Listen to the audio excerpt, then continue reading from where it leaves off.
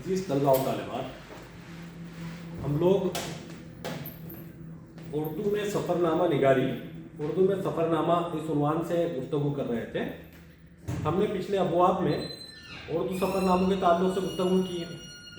سفرناموں کا شامل نصاب رکھنے کی وجوہات ہم لوگوں نے ذکر کی،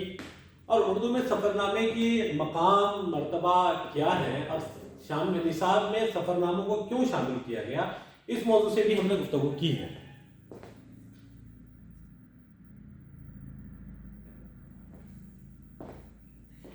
اس موضوع سے بھی ہم نے گفتگو کی ہے۔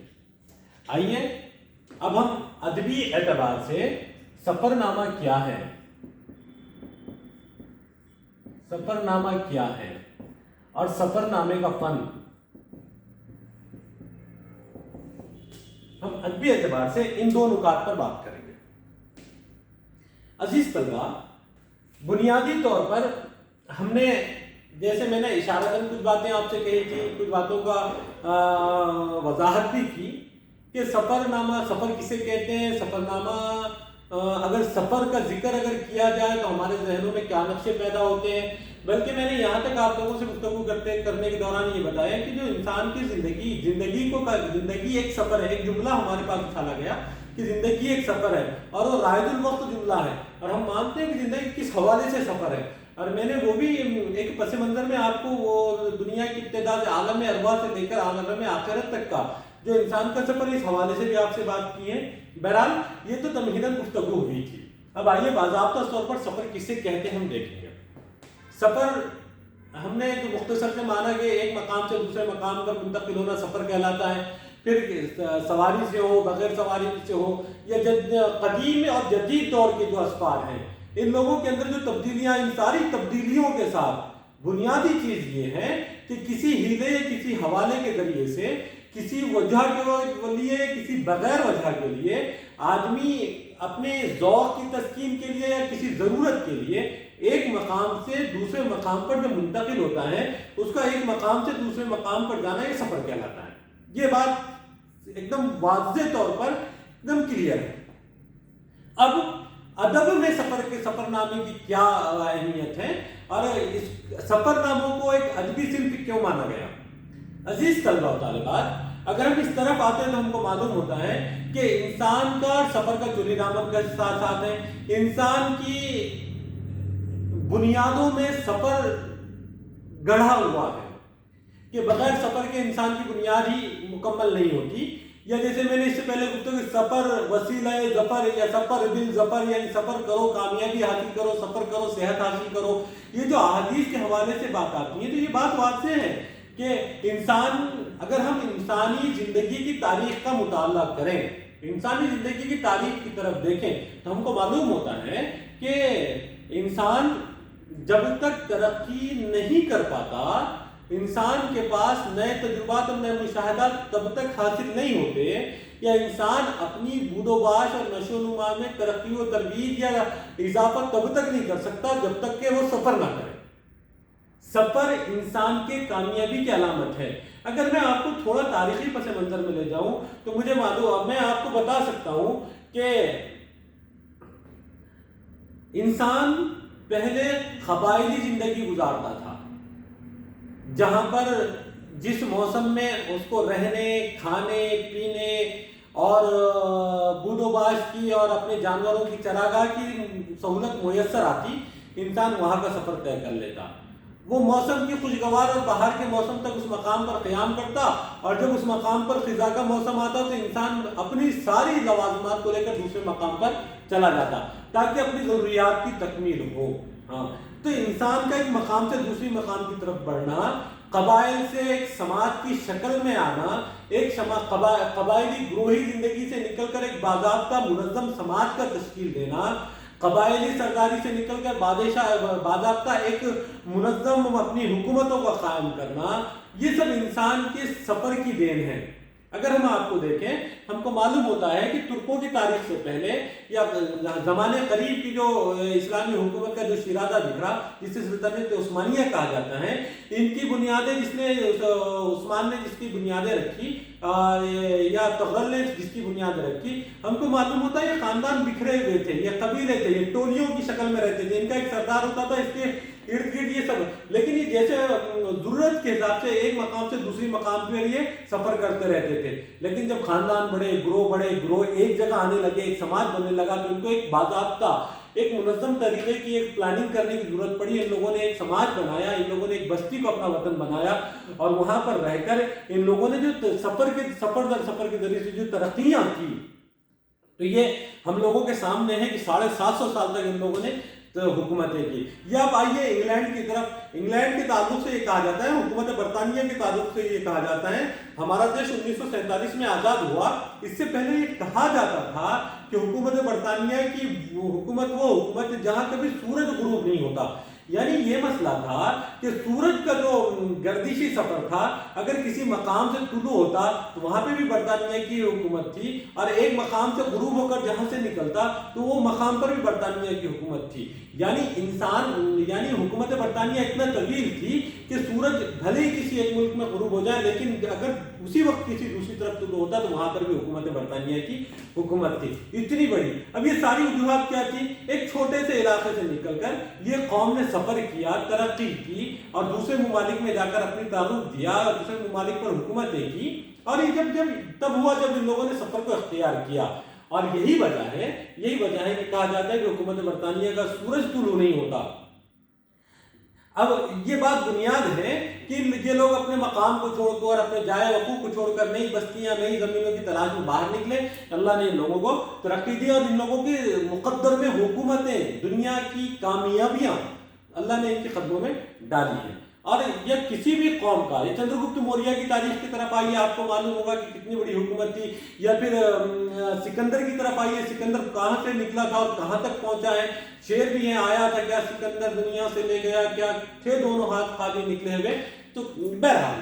سفر ترقی کا ضامن ہے، سفر کیے بغیر آدمی کی ترقی میسر نہیں۔ یہ ہوا سفر، لیکن یہ سفر ایک ادبی مزاج میں کیسے ڈھلا،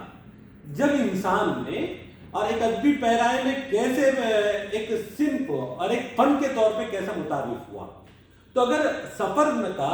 ہم فنی جائزہ لیں، فنی اعتبار سے سفر کے جائزے گفتگو کریں، تو ہم کو سفر نامے کے فن میں دو باتیں بنیادی طور پر نظر آتی ہیں۔ ایک آتا ہے مشاہدہ، دوسرے آتے ہیں تخیل۔ اگر کوئی شخص ایک مقام سے دوسرے مقام پر منتقل ہوتا ہے تو وہ یقیناً اپنی بیدار مغزی سے جائے وقوع سے نکل کر جائے مقصد پر جب پہنچتا ہے تو اپنی بیدار مغزی کے ساتھ جائے وقوع سے جائے مقصد تک جتنے سارے سفر کے واقعات درپیش ہو اس کو مشاہدہ کرتا ہے،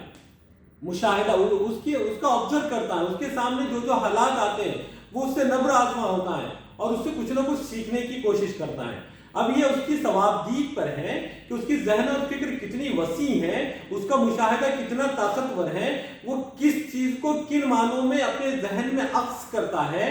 یہ اور کن معنوں میں عکس کرتا ہے، اور ان مشاہدات اور ان تجربات کے ذریعے سے وہ کس حد تک مستفید ہوتا ہے، یہ اس کی اپنی ثوابدید پر منحصر ہے۔ ہر ایک کا مشاہدہ الگ الگ ہوتا ہے، ایک ہی چیز کو دیکھنے کا نظریہ ہر ایک کا مختلف ہوتا ہے، اس لیے مشاہدات، تجزیات اور تجربات ایک ہی چیز سے الگ الگ حاصل ہوتے ہیں۔ اور جب یہ مشاہدے اور تجزیے قلم پر، کاغذ اور قلم کے ذریعے سے کاغذ پر کچھ بیدار مغزوں نے، جنہیں ہم ادیب، مصنف یا مورخ کہتے ہیں، ان لوگوں نے اپنی سفر کی رودادوں کو جب قلم پر اتارا تو ایک تاریخ بنی، اور جب ان مشاہدات کو اور اپنے تجربات کو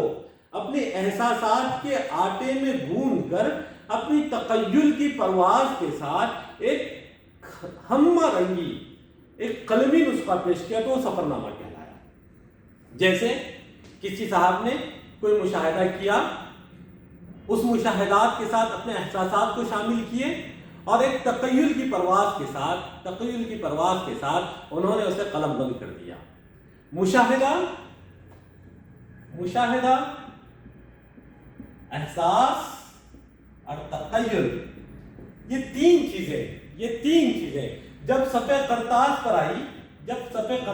آئی یہ تین چیزیں جب صفحہ کرتاس پر آئی تو یہ سفر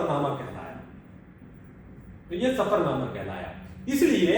ہم دیکھتے ہیں کہ کسی سفر نامے میں تاریخ بیان نہیں ہوتی. اگر کسی علاقے کی تاریخ بیان کرنا تو تاریخ کا پہلو کہلائے گا، سفر نامہ نہیں کہلائے گا. ایسا ادبی فن پارا جس کے اندر کسی مقام کی، کسی شخص کی اپنی سفر کی عروضات، مشاہدے، احساس اور تخیل کے ساتھ قلم بند کی جائے، وہ سفر نامہ، ادبی پیرائی میں سفر نامہ کہلائے گا. کسی فرد کی سفر کی عروضات، اس کے مشاہدے، تجربے اور احساس کی آمیزش کے ساتھ تخیل کے پیرائی میں پیش کیا جائے، وہ سفر نامہ کہلائے گا.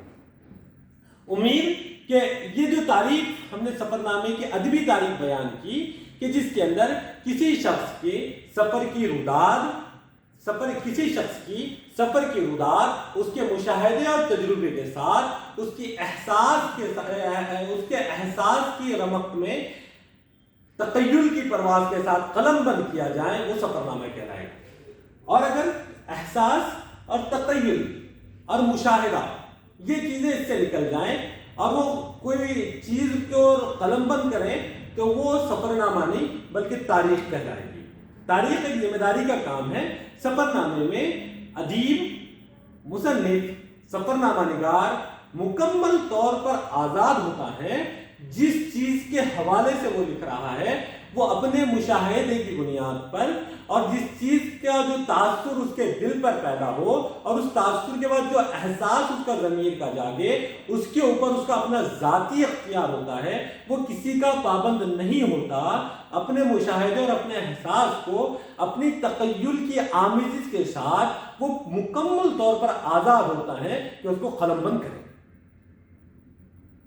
کسی چیز کے، اس کے اپنے دیکھنے کے نظریے، اس کا اپنا تجزیہ، اس کے اوپر کوئی روک نہیں لگایا جا سکتا کہ بھئی راستے سے چلنے والے گھنے درخت کو یا گھنے جنگل کے تعلق سے اس کا اپنا مشاہدہ کچھ اور ہو سکتا ہے، کسی اور صاحب کا کوئی اور ہو سکتا ہے. یہ کسی نے کوئی تاریخی عمارت دیکھی، اس تاریخی عمارت کے حوالے سے ان صاحب قلم کا مشاہدہ کچھ اور ہو سکتا ہے، دوسروں کا مشاہدہ اور اس عمارت کو دیکھنے کے بعد، اس شہر کو دیکھنے کے بعد، وہاں کی تہذیب اور کلچر کو دیکھنے کے بعد اس شخص کے اندر پیدا ہونے والے احساس، یہ بنیادی چیز ہوتے ہیں. مشاہدہ اور احساس ہر فرد کا الگ الگ ہوتا ہی ہے. اس مشاہدے اور احساس کے الگ الگ ہونا اور اس شخص کے جو صاحب قلم ہے، جو سفر نامہ نگار ہے، وہ اپنی تخیل کی آمیزش کے ساتھ جب قلم صفحہ کرتاس پر اپنے خیالات کو بکھیرتا ہے وہ سفر نامہ کہلاتا ہے. عزیز طلباء و طالبات، اب ہم نے یہاں پر سفر نامے کے فن پر گفتگو کی. انشاءاللہ اگلے باب میں ہم سفر نامے کا آغاز اور ارتقاء پر گفتگو کریں گے.